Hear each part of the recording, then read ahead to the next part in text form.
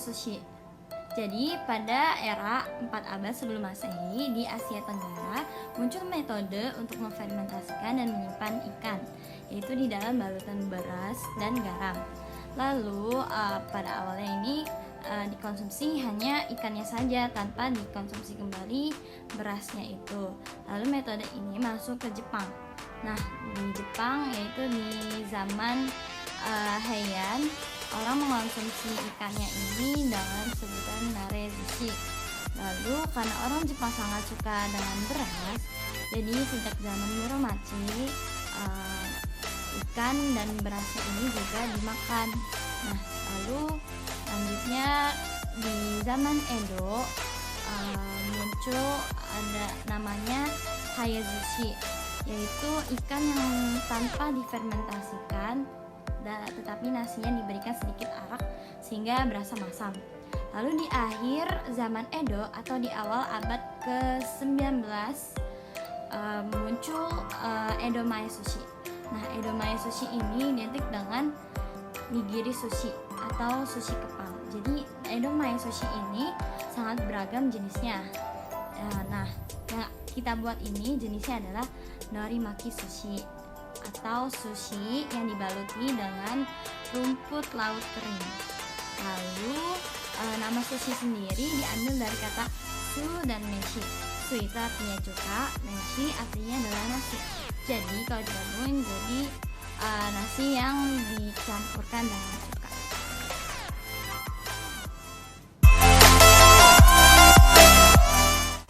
Alasan kelompok kami memilih makanan sushi yaitu pertama, sushi disukai di berbagai kalangan, mulai dari kalangan anak-anak hingga orang dewasa. Yang kedua, bahan yang kami perlukan juga cukup mudah didapatkan. Yang ketiga, waktu pembuatannya yang terbilang cukup singkat. Yang keempat, cara pembuatannya yang cukup simpel untuk dilakukan oleh pelajar seperti kami.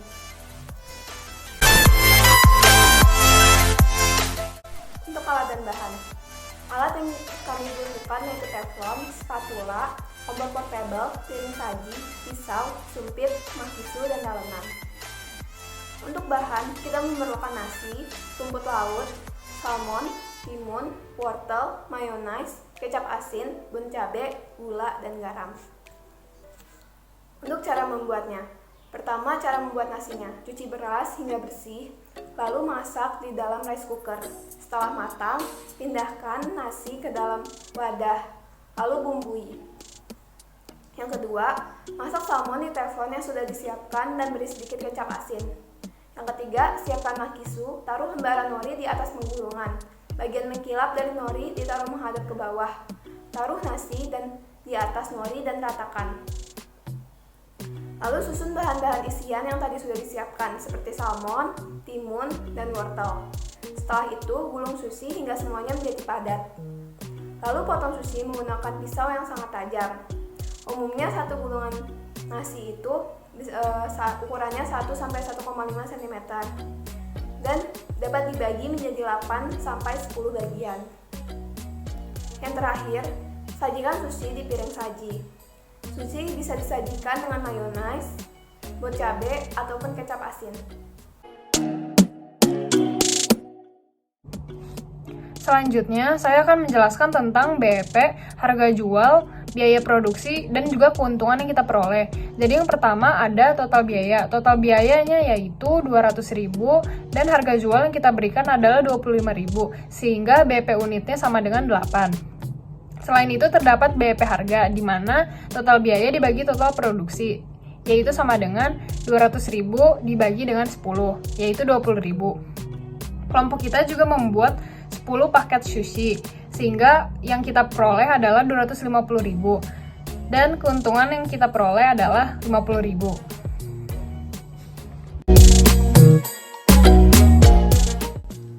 Media promosi. Nah, media promosi yang kita pakai itu ada sosial media juga interpersonal promotion.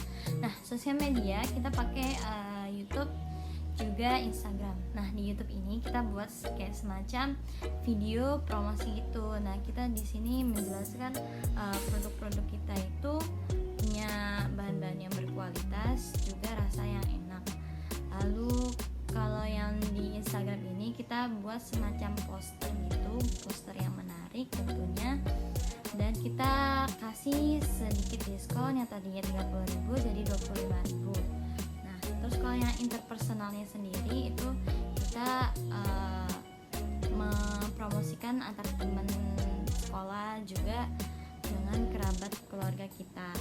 Lalu kenapa kita pilih sosial media? Sosial media itu sangat berpengaruh sekarang ini karena di zaman milenial ini orang-orang saling terhubung dengan sosial media. Nah, tentu dari terhubungnya orang dengan sosial media itu informasi segala macam itu dapat diterima secara mudah oleh para pengguna sosial medianya.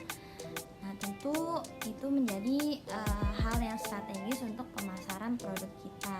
Nah, dengan sosial media juga jadi efisien waktu karena kita bisa mempostingnya kapanpun, dan ya seperti tadi lagi dapat mencakup banyak orang yang akan melihat informasi tersebut, jadi akan lebih luas promosinya.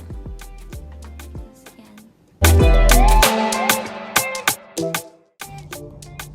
Jadi kesimpulannya adalah bahwa kelompok kami memperoleh sejumlah keuntungan. Keuntungan tersebut yaitu sebesar 50.000 dan kemudian akan kami bagi menjadi 3 secara adil.